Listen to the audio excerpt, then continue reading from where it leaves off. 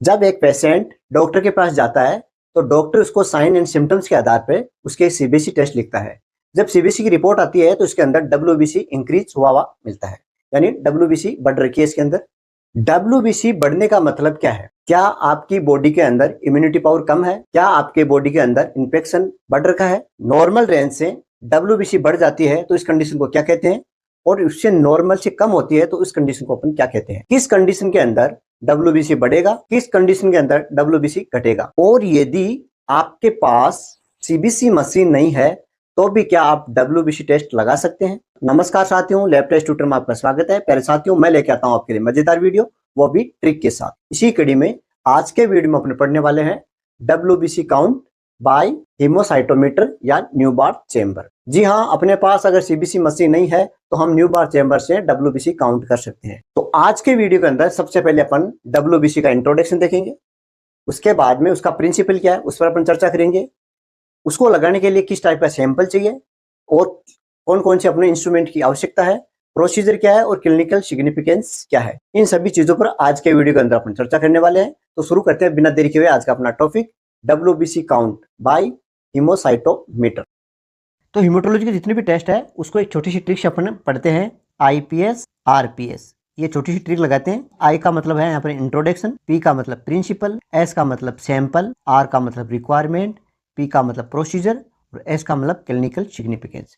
यानी इसका इंट्रोडक्शन देखना है, डब्ल्यूबीसी क्या होता है, डब्ल्यूबीसी टेस्ट काउंट क्या है इसके बारे में, और किस बेस पर ये टेस्ट कार्य करता है वो बताना है, कौन सा अपन को सैंपल लेना है, इस टेस्ट को लगाने के लिए हमें क्या क्या चीज़ों की रिक्वायरमेंट होगी वो लिखना है, प्रोसीजर क्या है और क्लिनिकल सिग्निफिकेंस यानी इसकी नॉर्मल रेंज क्या होती है, किस कंडीशन में घटता है किस कंडीशन में बढ़ जाता है। तो सबसे पहले देखेंगे डब्ल्यूबीसी। डब्ल्यूबीसी क्या है? ब्लड की एक सेल है जो रोगों से लड़ने में हमारी मदद करता है। अब डब्ल्यूबीसी काउंट क्या होता है कि हमारे ब्लड के अंदर डब्ल्यूबीसी कितनी है उसको काउंट करते हैं, उसी को बोलते हैं अपना डब्ल्यूबीसी काउंट। डब्ल्यूबीसी को ल्यूकोसाइट काउंट भी बोलते हैं, शॉर्ट में इसको टीएलसी, टोटल ल्यूकोसाइट काउंट है, उसको शॉर्ट में टीएलसी बोलते हैं। यानी total leucocyte count, white blood cell, WBC cell, TLC, ये सब क्या है? एक ही चीज है। इसकी जो नॉर्मल रेंज होती है वो होती है 4000 से 11000 पर माइक्रोलीटर। पर माइक्रोलीटर में इतनी होनी चाहिए। इससे अगर बढ़ती है उसको बोलते हैं अपन ल्यूकोसाइटोसिस, और अगर घट जाती है इस रेंज से कम होती है तो उसको बोलते हैं ल्यूकोपेनिया। ठीक है। इसके अलावा हमारे शरीर में व्हाइट ब्लड सेल है, डब्ल्यूबीसी है, वो 5 प्रकार की होती है। ठीक है। एक ग्रेनुलर्स होती है, दूसरी एग्रेनुलर। एग्रेनुलर के अंदर ये दोनों आती है और ग्रेनुलर्स के अंदर ये 3 आती है। ठीक है। तो इन सबको टोटल मिलाकर अगर इनको अलग अलग काउंट करेंगे ना तो उसको तो बोलेंगे अपन डीएलसी, डिफरेंट ल्यूकोसाइट काउंट। ठीक है। और सारों को मिला के, पांचों को मिला के जो काउंट करते हैं उसको बोलते हैं अपन टीएलसी या फिर डब्ल्यूबीसी काउंट। ये हो गया इसका इंट्रोडक्शन। ये टेस्ट क्यों लगाते हैं? सीबीसी के अंदर अपन डब्ल्यूबीसी जहाँ लिखा हुआ था ना, ये होती है इसकी रेंज। ठीक है। ये क्यों लगाते हैं? तो ये इन्फेक्शन को डिटेक्ट करती है।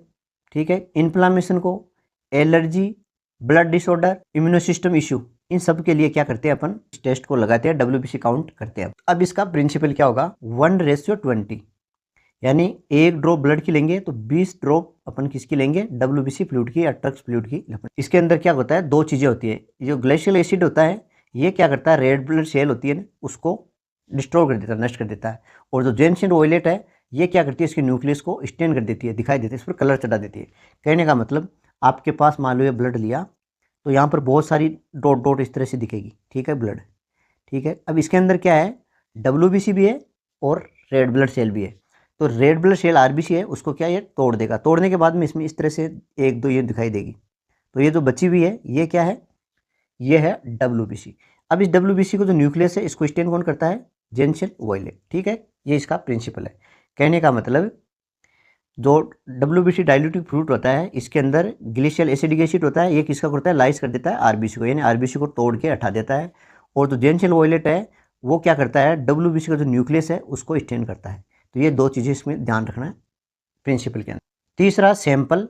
सैंपल अपन को देखो क्या है? ईडीटी ब्लड वाला ही लेना होता है। कोई सी भी सेल काउंट करनी है अपन को ईडीटी ब्लड लेते हैं या फिर डायरेक्ट फिंगरप्रिंट से प्रिक करके भी अपन ले सकते हैं। ठीक है। रिक्वायरमेंट, अपने पास देखो माइक्रोस्कोप चाहिए इसको देखने के लिए, ये माइक्रोस्कोप हो गया। न्यूबार्ट चैम्बर या हीमोसाइटोमीटर ये हो गया, ये चाहिए अपन को काउंट करने के लिए। डब्ल्यूबीसी पिपेट चाहिए, ये डब्ल्यूबीसी पिपेट है। डब्ल्यूबीसी डाइल्यूट या ट्रक फ्लूइड बोलते हैं उसको, ये चाहिए आपको। और पिपेट चाहिए, ठीक है। इस टेस्ट को लेने के लिए सबसे पहले अपने ईडीटी ब्लड लेना है या फिंगरप्रिंट करके ये लेना है। अब क्या करना है आपको, ये जो WBC पिपेट है ये 20 माइक्रोलीटर तक है, यहाँ तक इसको फिलअप करना। फिलअप करने के बाद में कॉटन से इसका जो बाहर का पार्ट है ये वाला बाहर ब्लड लगा होगा, उसको क्या करना है, साफ करना है। ईडीटी ब्लड है या फिंगरप्रिंट से ब्लड लेना है। लेने के बाद में इसके बाहर जो ब्लड लगा हुआ है इसको साफ करना है। अब इसके ऊपर जो ऊपर का मार्क है 11 लिखा हुआ है, वहाँ तक इसको फिलअप करना है। पहली पॉइंट 20 तक लेना है, फिर 11 तक लेना है, ठीक है। इस रेशियो के अंदर इसको फिलअप करना है। फिलअप करने के बाद में इसको अच्छी तरह से मिक्स करना है, कुछ देर के लिए छोड़ना है। फिर इसके बाद में अपने पास ये न्यू बार चैम्बर है, इस पर एक कवर स्लिप लगानी है, ये कवर स्लिप लगी हुई है। और इससे 1-2 ड्रॉप, ये जो अपने पास ट्यूब है इससे 1-2 ड्रॉप बाहर निकालेंगे। और निकालने के बाद में इसको साइड में से ऐसे लगा के और इसमें चार्ज कर देंगे, यानी इसको फैलने के बाद में इसको 10x पर फोकस करना है और उसको काउंट करना है, ठीक है। टोटल काउंट कैसे करना है, आप पहले देखोगे ना तो आपको इस तरह से ये दिखाई देगा। ये जो न्यू बार चैम्बर होता है इसके अंदर आपको इस तरह से बना हुआ दिखाई देगा, ठीक है। तो इसके जो कॉर्नर वाले ये 4 कॉर्नर है, यहाँ पर आपको काउंट करना है। जो आपको WBC दिख रही है उसको काउंट करना है, ठीक है। और काउंट करके लिखना है, ठीक। जैसे इस तरह से आपको दिखेगी। मान लो इसमें क्या है, देखो 1 2 3, फिर 3 इसमें 6 फिर इसमें कुछ नहीं है, 7 8 9 फिर इसमें कुछ नहीं है, 10 11 12 13 14 15 16 17 18 और 19। ये 19 WBC आपके पास इस वाले कॉर्नर में आ गए, ठीक है, ठीक है। तो अब क्या करेंगे, अपने पास जैसे मान लो सपोज करो इसमें 19 आ गया, उसमें 20 आ गया, ठीक है, इसमें 21 आ गया और इसमें मान लो सपोज करो 25 आ गया, ठीक है। अब क्या करना है, इनको जोड़ना है। तो ये आपका 20 20 40 20 या 60 80 और 5 85 आ गए, ठीक है। इसको गुणा करना है 50 से, ठीक है। जो भी आएगा वो इसकी रेंज हो जाएगी। तो ये हो गया आपका 25 और 8 × 40 42, ठीक है, 4250। तो ये क्या होगी, नॉर्मल रेंज होगी, ठीक है। नॉर्मल रेंज कितनी होती है, 4000 से 11000 के बीच में, ठीक है। तो इस तरह से इसको काउंट करना होता है। अब इसको किस तरह से लिखेंगे, सबसे पहले अपन को क्या लेना है, WBC पिपेट लेनी है, उसको 0 मार्क लिखा हुआ है, 0.5 मार्क, वहाँ तक ब्लड लेना है, ठीक है। ये 0.5 मार्क है, 20 माइक्रोलीटर का होता है वैसे, ठीक है। इस WBC पिपेट के बाहर जो ब्लड लगा है उसको कॉटन से साफ कर लेंगे, ठीक है। साफ करने के बाद में तो अपने पास ट्रक या WBC फ्लूइड बोलते हैं, उसको 11 मार्क तक फिलअप करना है। 11 मार्क तक फिलअप करने के बाद में उसको मिक्स करेंगे अच्छी तरह से, 5 मिनट वेट करेंगे। 5 मिनट बाद में क्या करेंगे, WBC पिपेट का जो अंदर फ्लूइड है उसकी 1-2 ड्रॉप नीचे गिरा देंगे। बचा हुआ है उसको क्या करेंगे, ये डिस्कार्ड कर दिया और उसको न्यू बार चैम्बर में इसको चार्ज कर देंगे। ये न्यू बार चैम्बर है, इसमें यहाँ पर स्लाइड लगा के और उसको चार्ज कर देंगे। 2-3 मिनट उसको सेटल होने देंगे। उसके बाद में 10x पे इसको फोकस करके और बाहर के जो W लिखा हुआ है ये 4 पोर्शन, इसके अंदर जो सेल है उसको काउंट करनी है, टोटल को जोड़ के और उसको 50 से गुणा करना है। तो इस तरह से आप इसको काउंट कर सकते हो, ठीक है। ये छोटा सा एक प्रोसीजर है, ठीक है। इसी प्रोसीजर को जैसे कैसे करते हैं मैं आपको एक थोड़ा सा वीडियो में बता देता हूँ, ठीक है। अब इसके बाद हम क्या करेंगे, अपने इसका कैलकुलेशन। तो कैलकुलेशन में आपको देखो थ्योरेटिकल पार्ट है तब तो ये सब लिखना होगा, इस तरह से आपको एक एक चीज़ लिखनी होगी।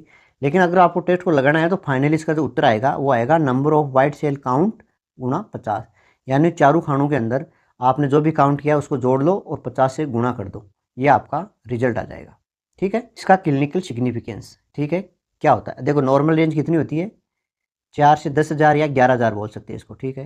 एक मिनट, ये 11,000 भी बोल सकते हैं इसको, 11,000, ठीक है।